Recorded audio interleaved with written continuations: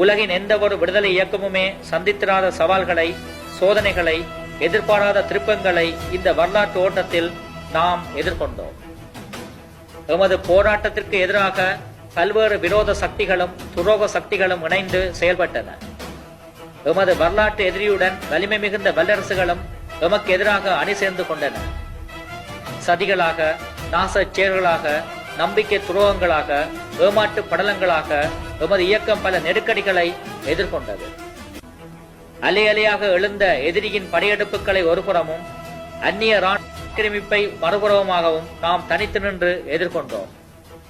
பல கட்டங்களில் எமது இயக்கம் அழிவின் விளிம்பிற்கு தள்ளப்பட்டது. புயலாக எழுந்த இந்த பேராபத்துக்களை எல்லாம் மலையாக நின்று எதிர்கொள்ள இரும்பையொத்த மன உறுதி தேவைப்பட்டது.